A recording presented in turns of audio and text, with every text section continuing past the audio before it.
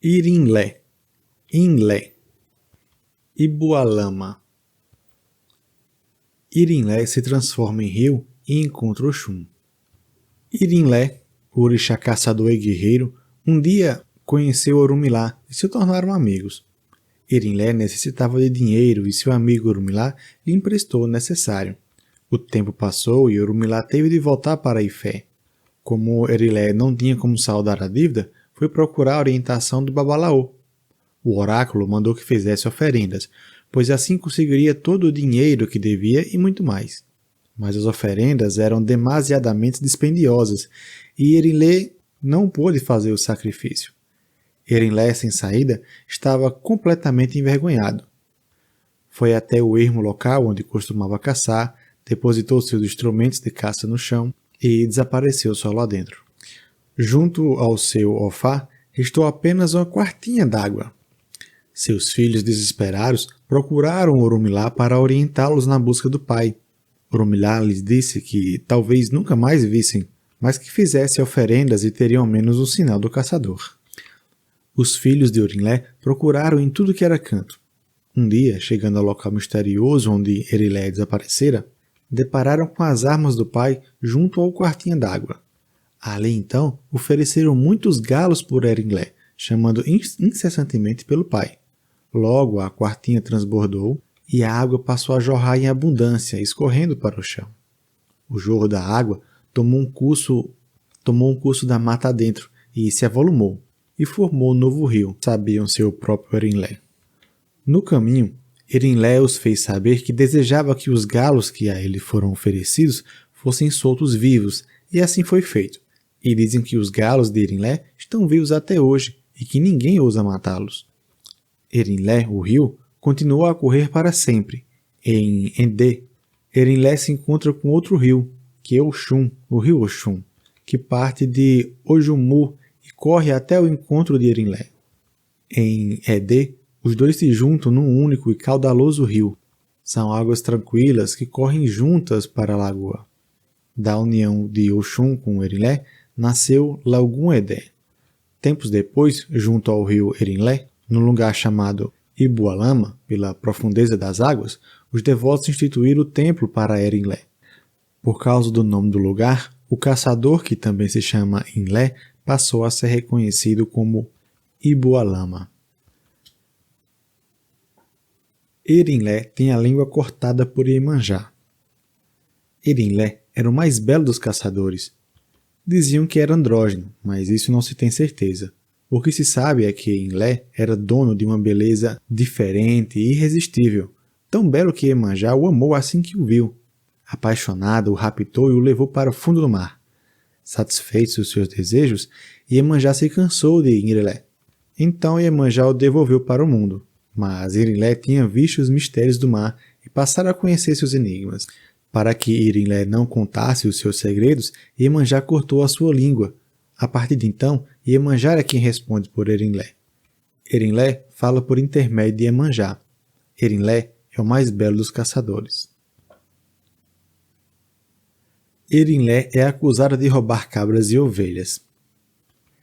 Em Igebo viveu um caçador chamado Irinlé. Ele era generoso e imbatível na caça. Por isso mesmo era admirado pela maioria da população, mas havia alguns moradores que invejavam Irinlé e que conspiravam para arruinar o caçador, famoso pela caça de elefantes e outros animais. Decidiram roubar cabras e ovelhas do rei e culpar Irinlé. O rei intimou quem soubesse de algo sobre o roubo, a dizê-lo. Os conspiradores foram até o rei fazer a acusação. Disseram que Irinlé roubava cabras e ovelhas, escondia as peles em sua casa e dizia que a carne era de animais selvagens. O rei intimou Irinlé e houve um julgamento. Os inimigos de Irinlé testemunharam contra ele. O rei quis ouvir a defesa de Irinlé. Houve testemunhas a favor, houve testemunhas contra. Diante do impasse, o rei ponderou a Irinlé que parecia ser de fato um grande caçador, mas teria que provar sua inocência. Irinlé disse então, abre aspas, a minha caça falará por mim, a minha caça será a minha testemunha, fecha aspas. Irinlé então foi até a sua casa e trouxe coisas para o rei. Trouxe peles dos animais selvagens que havia caçado. Trouxe presas de elefante, de javalis, pele de gasmos, veados e antílopes. Então o rei concedeu a inocência, reconheceu a inocência de Erinlé e ordenou que ninguém mais tocasse no assunto. Erinlé foi para casa inocentado, porém triste. Nunca mais se conformou com a acusação que sofrera. Pensava e não entendia a razão de tentarem desgraçá-lo. Não quis mais caçar nem comer com os seus. Em momentos de desespero, fustigava o próprio corpo com a sua chibata de cavaleiro, seu bilalá. Imaginava que seria acusado novamente caso acontecesse outro roubo de animais. Perdera completamente a vontade de caçar. Entrou na água de um rio próximo e partiu de Ijebu, onde nunca mais foi visto. Se tornou o orixá do rio. Erinlé agora é o rio. O rio, Erinlé, é Erinlé, o orixá caçador que já não caça. Erinlé é chamado Ibualama. Havia um caçador chamado Erinlé, o grande caçador de elefantes. Um dia a mulher passava perto de um rio e ali perto, junto do bosque, avisou o caçador e pediu a ela que desse água para beber. A mulher entrou no rio até a altura dos joelhos e quando se inclinou para pegar água, ouviu de Erinlé a ordem que entrasse mais fundo. Mais fundo no rio a mulher entrou, mas percebendo que o rio ia afogá-la, saiu imediatamente da água com medo de ser morta. Então ouviu a voz do caçador, que era do próprio rio, reclamando que ela não trazia oferenda alguma. Ela queria recolher sua água, mas nada lhe dava em troca. Ninguém pode entrar nas profundezas sem trazer presentes. Tempos depois, quando Erinlé foi cultuado como orixá, seus seguidores o chamaram de Ibualama, que quer dizer água profunda. Nota do narrador. São esses apenas. Agora acaba. Erinlé ainda vai aparecer mais abaixo, Mas agora começamos outro orixá. Logum Edé. Logum Edé nasce de Oxum e Erinlé. Um dia, Oxum e Pondá conheceu o caçador Erinlé e por ele se apaixonou perdidamente. Mas Erinlé não quis saber de Oxum. Oxum não desistiu e procurou Babalaô. Ele disse que Erinlé só se sentia atraído pelas mulheres da floresta, nunca pelas do rio. Oxum pagou a Babalaô e arquitetou um plano. Embebeu seu corpo em mel e rolou-se pelo chão da mata. Agora sim, disfarçada de mulher da mata, procurou de novo seu amor. Erinlé se apaixonou por ela no momento em que viu. Um dia, esquecendo das palavras do adivinho, Oxum e Pondá convidou Erinlé para um banho de rio, mas as águas lavaram o mel do seu corpo e as folhas do disfarce se desprenderam. Erinlé percebeu imediatamente que tinha sido enganado e abandonou Oxum para sempre. Foi embora sem olhar para trás. Oxum estava grávida, deu à luz a Logum Edé. Logum Edé é metade Oxum, a metade rio, e metade Erinlé, metade mato. Suas metades nunca podem se encontrar e ele habita num rio durante um tempo e no outro tempo habita o mato. Com o Ofá, o arco e flecha que herdou do pai, ele caça. No Abebé, espelho que recebeu de sua mãe, ele mira. Logum Edé é salvo das águas. Logum Edé era filho de Oxóssi com Oxum, era o príncipe do encanto e da magia. Oxóssi e Oxum eram dois orixás muito vaidosos, orgulhosos, eles viviam às turras. A vida do casal era insuportável e resolveram que era melhor se separar. O filho ficara a metade do ano nas matas com Oxóssi e a outra metade com Oxum, no rio. Com isso, Logum se tornou uma criança de dupla personalidade. Cresceu metade homem, metade mulher. Oxum proibiu Logum Edé de brincar nas águas fundas, pois os rios eram traiçoeiros para uma criança de sua idade. Mas Logum era curioso e vaidoso como os pais, e não obedecia sua mãe. Um dia, Logum nadou o rio adentro para bem longe da margem. Obá, dono do rio, para se vingar de Oxum, com quem mantinha antigas querelas, antigos problemas, começou a afogar Logum.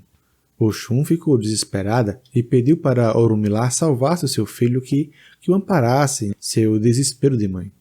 Orumilá, que sempre atendia a filha de Oxalá, retirou o príncipe das águas traiçoeiras e trouxe salvo à terra.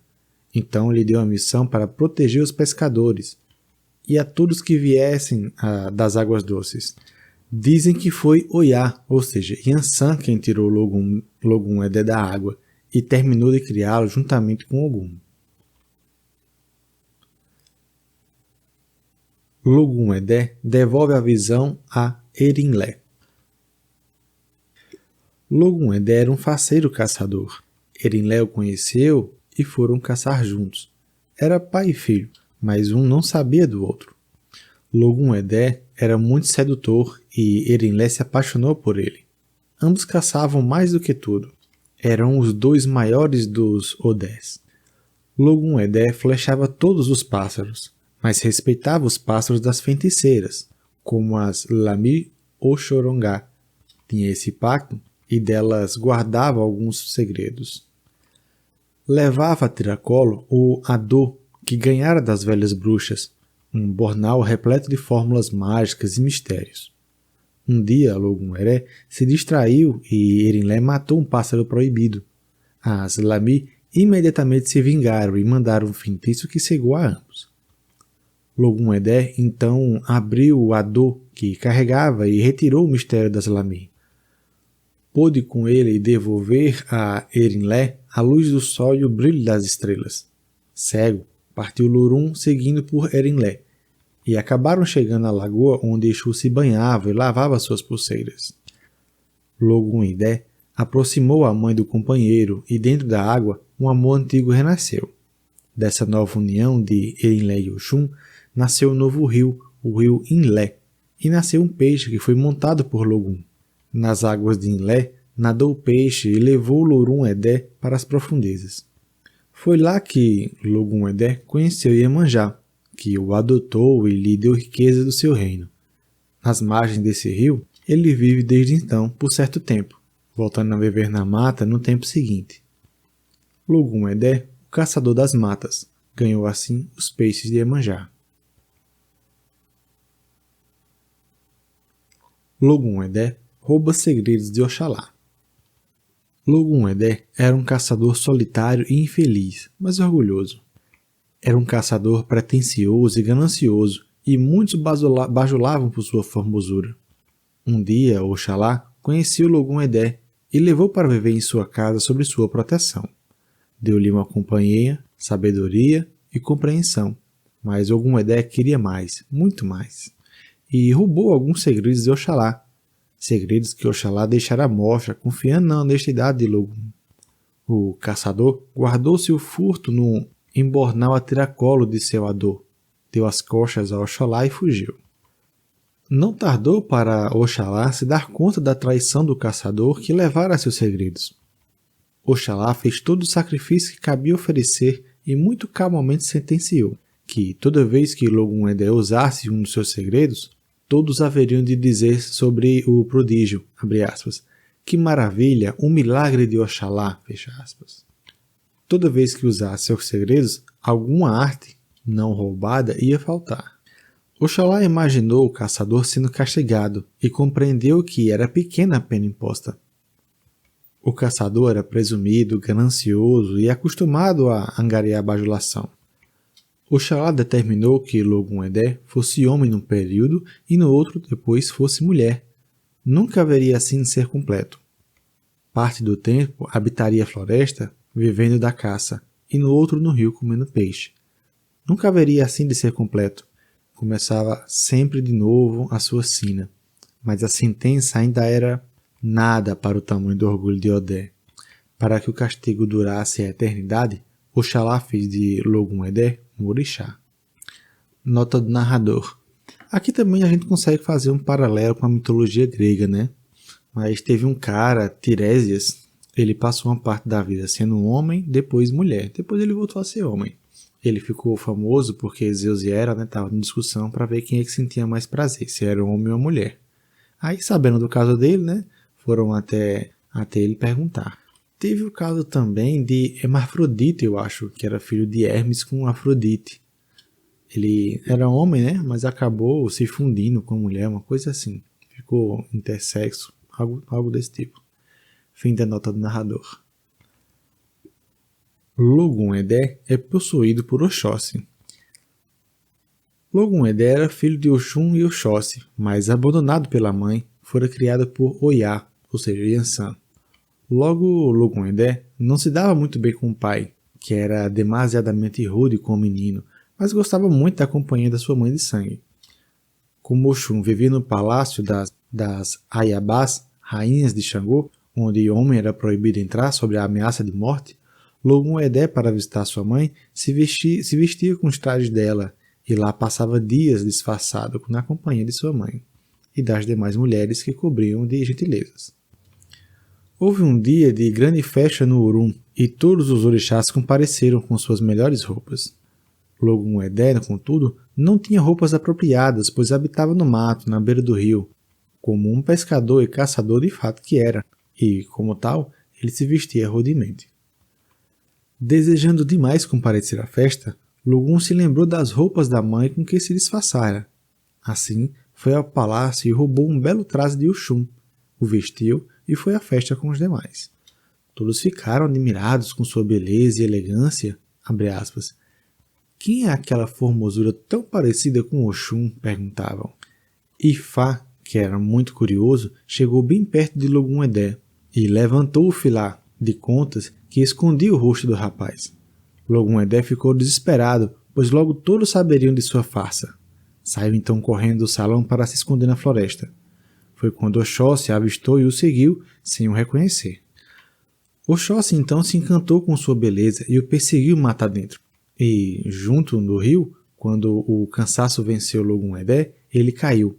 Oxóssi se atirou sobre ele e o possuiu.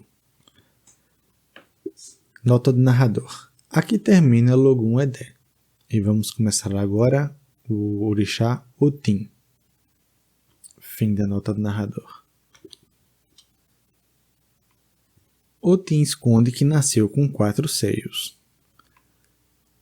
Oquê, rei da cidade de Otã, tinha uma filha. Ela nascera com 4 seios e era chamada Otim. O rei Oquê adorava sua filha e não permitia que ninguém soubesse de sua deformação. Esse era o segredo de Oquê, esse era o segredo de Otim. Quando Otim cresceu, o rei a aconselhou a nunca casar, pois o marido, por mais que amasse, um dia se aborreceria com ela e revelaria ao mundo seu vergonhoso segredo. Otim ficou muito triste, mas acatou o conselho do pai. Por muitos anos, viveu em Igbajô, uma cidade vizinha onde trabalhava no mercado. Um dia um caçador chegou ao mercado. Ficou tão impressionado com a beleza de Otim que insistiu em casar com ela.